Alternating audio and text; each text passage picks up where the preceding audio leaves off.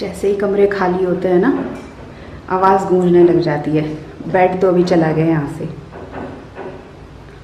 नीचे धूल वगैरह इतनी ज़्यादा नहीं है क्योंकि क्लीनिंग होती रहती है, बस पोछा नहीं लगता, तो इस वजह से पूरा डस्ट डस्ट है।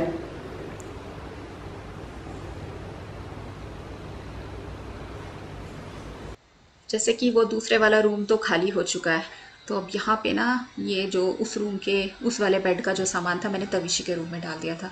अब मैं वहाँ पर फिर से इस सामान को शिफ्ट कर रही हूँ। बेड तो है नहीं, लेकिन मैंने वहीं पर ही अरेंजमेंट कर दिया ताकि इस सामान को वहाँ पे आराम से सही कर सकूँ, क्योंकि ये रूम तविशी का बहुत ही गंदा हो गया। तविशी फिर यहाँ पर पढ़ती है और वो बोल रही है कि मम्मा मैं ऐसे बोल क्या रही है। फिर मैंने उसे बोला कि तविशी तू कैसे पढ़ेगी, अभी तो उसने मेरे रूम में शरण ले रखी है।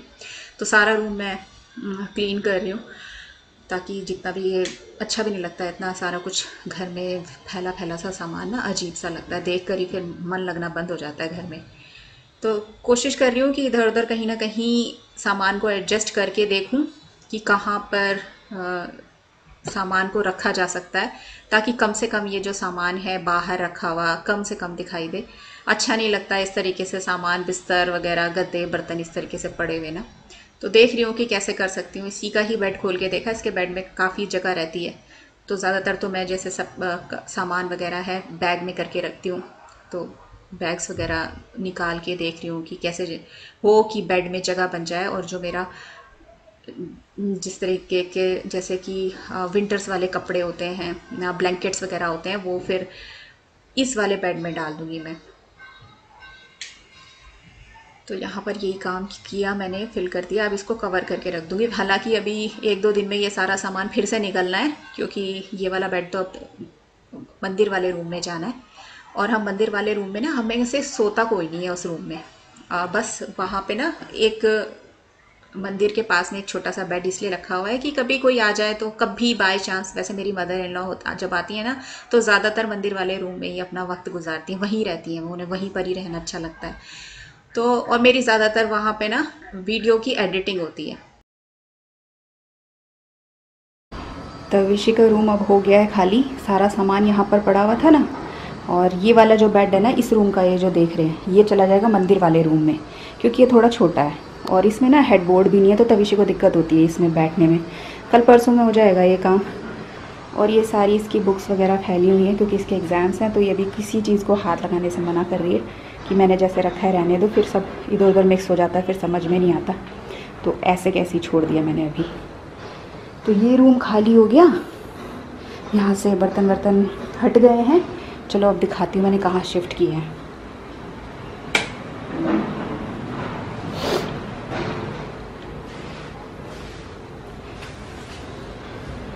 यहाँ पे डबल बेड होता था ना ये वाला, तो ये तो मैंने हटा दिया। अब यहाँ पर ये उसी में ये बर्तन हुआ करते थे, क्योंकि इसमें कोई सोता नहीं था, तो बर्तन उसी बेड में रख रखे थे। ये अब यहाँ रख दिए।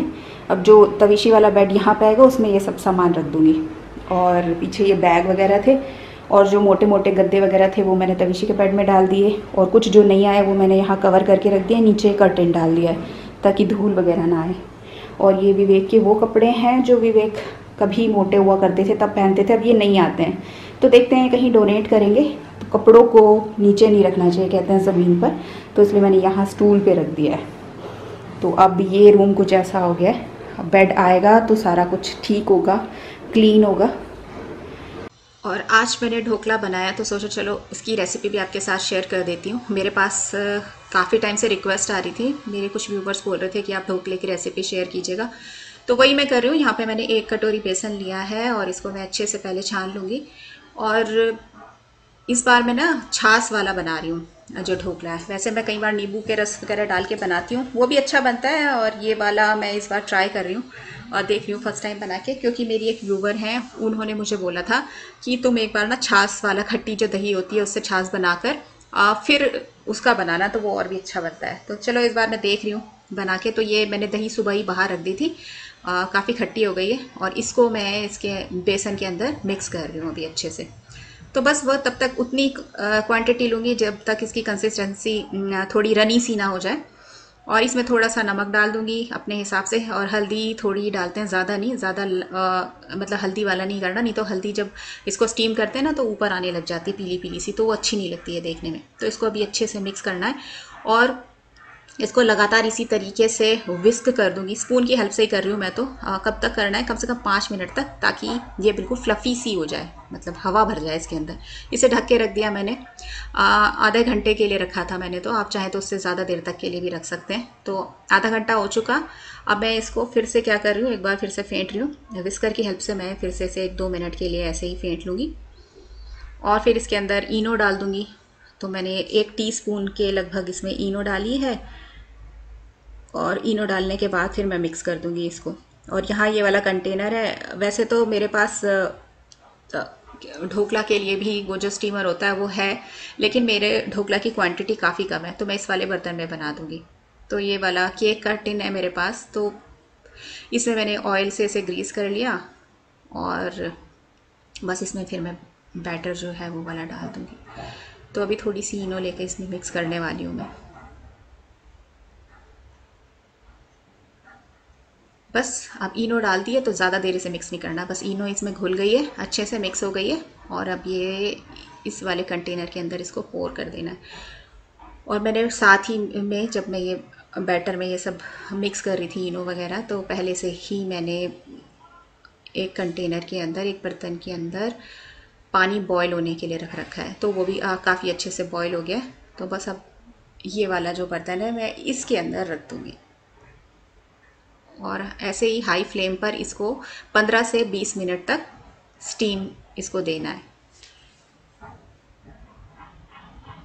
तो जब तक वहाँ पे वो ढोकला बन रहा है, यहाँ पर उसका जो जूस है वो तैयार कर लेते हैं। तो मस्टर्ड ऑयल नहीं, रिफाइंड ऑयल मैंने लिया है। वो जब गर्म हो गया तो उसके अंदर मस्टर्ड सीड्स डाले, और फिर मैंने कड़ी पत्ता डाला, और फिर ये हरी मिर्ची है, ये इसको कट करके इसमें डाला। इसको थोड़ी देर तक ऐसे चला लेना है और फिर इसके अंदर पानी ऐड कर देना है। पानी जब इसमें ऐड हो जाएगा तो उसमें थोड़ा सा नमक डाल लेंगे, थोड़ी सी चीनी डाल लेंगे और नींबू का रस इसमें डाल लेंगे। और जब चीनी घुल जाएगी बिल्कुल अच्छे से, तो बस फिर इसको बंद कर देना है गैस को, और थोड़ी देर इसे ठंडा होने के लिए रख देना है।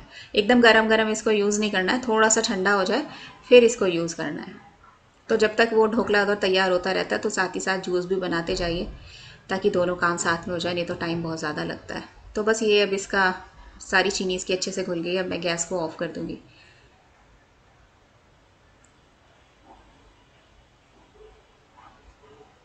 चलिए अब देख लेते हैं कि हमारा ढोकला बनके तैयार हुआ है कि नहीं।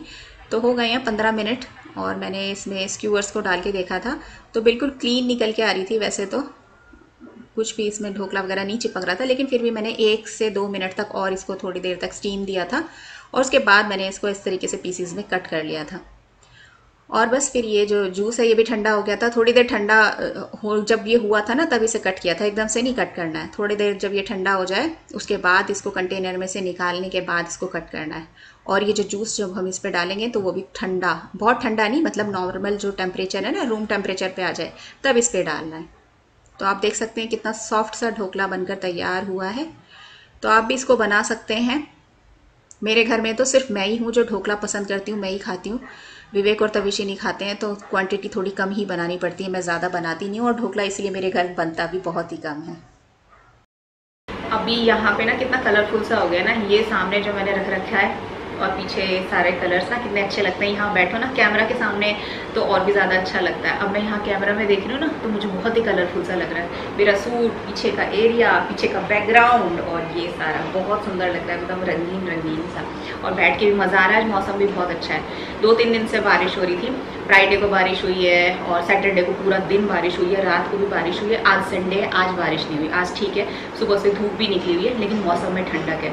कल तो बहुत ठंड लगने लग गई थी। फैन फुल पे जैसे चलता है ना तो बहुत कम करना पड़ गया था, एसी की भी ज़रूरत नहीं थी। आज भी नहीं है, आज भी मुझे मौसम बहुत ज़्यादा ठंडा लग रहा है, अच्छा लग रहा है मतलब। लेकिन आज मुझे बेडशीट धोनी थी, संडे है तो मैंने आपको बताया था कि मेरी लॉन्ड्री जो है ना सारी बेडशीट्स वगैरह ही घर की धुलती हैं। जितने भी कवर होते हैं, टेबल कवर वगैरह, ये सब मैं एक ही दिन करती रहती हूँ ये काम। लेकिन वो नहीं किया क्योंकि सारा शिफ्टिंग का काम चल रहा था। तविशी के रूम में भी जैसे बेड आएगा, मैंने बताया आपको, तो तविशी के रूम में बेड वो चाहिए हेड बोर्ड वाला। तो इसीलिए जो तविशी के रूम का बेड है वो तो आ जाएगा मंदिर वाले रूम में, फिर वहाँ जगह बन जाएगी छोटा, क्योंकि वहाँ पे ना वो भी मंदिर वाला रूम भी छोटा है, तो सिर्फ वहाँ पे फिर एक बेड आना है छोटे वाला जो तविशी के रूम का है ना, और तविशी के रूम में दूसरा बेड आ जाएगा। फिर उसके आगे मुझे बहुत सारा मेकओवर करना है, बहुत सारे चेंजेस करने हैं, मार्केट जाना है, शॉपिंग करनी है। आगे आने वाले वीडियोस आपको बहुत इंटरेस्टिंग लगने वाले हैं, बहुत मज़ा आएगा, आपको देखते रहिएगा। और एक क्वेश्चन जो आप लोगों ने मुझसे बार बार पूछा, बहुत बार पूछा, मैं कहाँ हूँ, कितने दिन हो गए वीडियोस क्यों नहीं आ रहे हैं, ब्लॉग्स नहीं आ रहे हैं, कहाँ हो, ठीक ठाक हो, विवेक कैसे हैं, आप सब ठीक हो। तो ये इंस्टाग्राम पर भी आपके मैसेजेस आए, साथ में मेरे बहुत सारे वीडियोस पर भी कहीं ना कहीं रैंडमली क्वेश्चन आते रहे, विवेक को क्या हुआ था, एक क्वेश्चन ये भी आया, तो इन सब के मैं जवाब दूंगी। मैं ठीक हूँ, सब कुछ ठीक है, थोड़ी सी बिजी थी विवेक के साथ, जैसे मैंने बताया था सर्जरी हुई है शोल्डर की, तो हैंड मूवमेंट विवेक का हो नहीं रहा था, तो इस चक्कर में मुझे विवेक के भी काम करने पड़ रहे थे, बहुत हेल्प करानी पड़ती थी उनको। फिर मैंने सोचा चलो छोटा सा ब्रेक ले लेती हूँ, उसके बाद फिर आपसे बातचीत करूँगी। बिना बात किए आपसे मन भी तो नहीं मानता है, कितना मोटिवेट करते हो, इतने दिन आपने मुझे इतना मोटिवेशन दिया ना, इतनी पॉजिटिविटी फील हुई ना आपके मैसेजेस देख के, मैं बता नहीं सकती, थैंक यू सो मच। और विवेक को हुआ क्या था अभी मैं ये बताती हूँ। पहले तो ये क्वेश्चन का जवाब कि हम सारे ठीक हैं, कोई प्रॉब्लम नहीं है, तविशी भी ठीक है, मैं भी ठीक हूँ। और विवेक को ना उनके जैसे वो जिम वगैरह जाते हैं, वेट वगैरह वेट लिफ्टिंग वगैरह जैसे वेट उठाते हैं वो, तो ये चीज़ तो ये जनवरी फरवरी या उससे पहले से ही कर रहे हैं। तो जनवरी फरवरी से इनको क्या प्रॉब्लम शुरू हो गई थी, इनके शोल्डर में पेन शुरू हो गया था, इन्होंने वेट वगैरह कोई ज़्यादा उठा लिया होगा जिसकी वजह से क्या हुआ, पेन शुरू हो गया। फिर ये ऐसे ही सोचते रहे कि हो सकता है कि मैंने वेट ज़्यादा उठाया होगा कभी किसी दिन, इसकी वजह से मेरे शोल्डर में पेन हो रहा है। ऐसे ही चलता रहा, वो पेन ना कम तो हुआ नहीं, ये एक्सरसाइज करते रहे, अपना वेट जैसे उठाना था प्रॉपर वैसे ही उठाते रहे, और इनके क्या हुआ कि वो पेन बढ़ता गया। अब कुछ दिनों से 15-20 दिन से ऐसा हो गया था कि वो बहुत ज़्यादा अनबियरेबल हो गया था। डॉक्टर को दिखाया तो डॉक्टर ने बोला लेगामेंट टियर हुआ होगा या शोल्डर में। लेगामेंट क्या होता है, आपका बोन और आपकी जो मांस होता है ना उसको जोड़ने का काम करता है, तो वो टियर हो गया था। फिर डॉक्टर ने फिजियोथेरेपी वगैरह भी कहा लेने को, तो उन्होंने ली कुछ दिन, ठीक है 5-6 दिन ली होगी, लेकिन उससे और ज़्यादा पेन बढ़ने लगा। फिर डॉक्टर ने कहा कि लगता है लेगामेंट का अभी हमें ये देखना पड़ेगा कि कितना ज़्यादा टियर हुआ है, छोटा मोटा नहीं लग रहा है ये। फिर देखा MRI वगैरह हुआ तो काफ़ी ज़्यादा टियर हो चुका था, जिसकी वजह से डॉक्टर्स ने फिर बोला कि सर्जरी की ज़रूरत होगी, ऐसे वो ठीक नहीं होगा, इसलिए फिर इनकी सर्जरी कराई। और अभी भी देखो वो छोटी सी गलती, एक वेट उठाना बिना सोचे समझे करते जाना और फिर उसके बाद इतनी प्रॉब्लम हुई। अभी भी हाथ तो ठीक है, उनकी 14-15 दिन के लिए ड्रेसिंग हुई थी, चेंज भी होती रही, अब तो हटा दिया गया पट्टी वगैरह जो थी, लेकिन अभी भी हाथ जो है हैंड मूवमेंट तो है, लेकिन पहले की तरह एकदम फ्रीली जैसे हम लोग अपना हाथ ऐसे कर लेते हैं वैसा वो नहीं कर पा रहे हैं। इसमें भी अभी टाइम लगेगा, पता नहीं कितने दिन लग सकते हैं। फिजियोथेरेपी भी चलेगी क्योंकि एक्सरसाइज कराएंगे ताकि हाथ अच्छे से उसकी मूवमेंट हो सके, तो ये सारे काम कराने हैं। इन सब कामों में 1 महीना भी लग सकता है, 2 महीना भी, मतलब पूरा अच्छे से ठीक होने में 1-2 महीने तो लगेंगे। एक छोटी सी गलती, छोटी सी चीज़ इतनी बड़ी हो जाएगी, हमें पता नहीं था। और बहुत कुछ, इन्हें इतना दर्द हुआ ना जब ऑपरेशन, और उसके बाद भी इतना पेन और इतना मतलब मुझ पे डिपेंडेंट हो गए, तो कहने लगे थे कि मैंने कितनी बड़ी मुसीबत मोल ले ली है। तो हो जाता है, पर कभी कभी हर किसी को ये तो पता नहीं होता हमारे साथ क्या हो जाएगा, क्या बुरा हो सकता है, कुछ भी हो सकता है लाइफ में, और सबको अगर पता रहता तो कोई ऐसी चीज़ें करता ही क्यों। तो मैं वैसे विवेक को कई बार पहले भी समझाती थी कि अगर आप वेट वगैरह जैसे उठाते हो तो अपने हिसाब से उठाओ, एकदम से बहुत ज़्यादा जल्दी करके कि भाई अब मैं इतना उठाऊंगा, अब मैं इतना वेट उठाऊंगा, तो उससे मुझे लगता है ये प्रॉब्लम हुई है। तो सोच समझ के ये सारे काम करने चाहिए, पता नहीं लाइफ में कब क्या हो जाए। तो अभी तो इतनी सारी प्रॉब्लम्स हम फेस कर रहे थे, अभी भी करेंगे, आगे भी देखो पता नहीं कब तक ये पूरा अच्छे से ठीक हो पाएंगे। वेट का तो ऐसा है कि अभी वो उस हाथ से मतलब कुछ उठा ही नहीं सकते हैं, बस काम कर रहे हैं जितना है। ये नहीं है कि भाई कोई थोड़ी 1-2 किलो या 3-4 किलो का वेट वो अगर उससे उठाएंगे तो फिर और प्रॉब्लम हो सकती है। तो अभी तो बिल्कुल अच्छे से हाथ को रेस्ट देना है। डस्टबिन जो है हमारा टूट रहा है और बारिश का पानी जो है उसमें इकट्ठा हो जाता है, तो मुझे अभी मार्केट जाना है, डस्टबिन लेके आना है, क्योंकि उसकी हालत बहुत ज़्यादा ख़राब है। तो मैंने सोचा था, मैंने कहा अभी के अभी ना वीडियो को एंड कर देती हूँ, क्योंकि फिर इसके बाद मैं फ्री हो जाऊँगी और फिर मार्केट जाके सारा सामान जो मुझे चाहिए ना वो लेके आऊँगी। डस्टबिन बहुत ज़्यादा ज़रूरी चीज़ है घर को साफ़ करने में। अगर किसी को क्रेडिट जाता है ना वो डस्टबिन को जाता है, देख लो, क्योंकि सारे घर की जो गंदगी कचरा होता है ना वो डस्टबिन में जाता है। और हम कभी भी कंसिडर नहीं करते हैं कि घर को साफ़ रखने में सबसे अहम हिस्सा जो है हमारे डस्टबिन का होता है, ठीक है ना, हमेशा ध्यान रखना इस बात को। तो चलिए अब मैं अपने वीडियो का यहीं पर ही एंड करती हूँ। अगर वीडियो पसंद आया तो लाइक कर दीजिएगा, अपने दोस्तों के साथ शेयर भी कर दीजिएगा। मिलूंगी आपको जल्दी नेक्स्ट वीडियो में, तब तक के लिए बाय।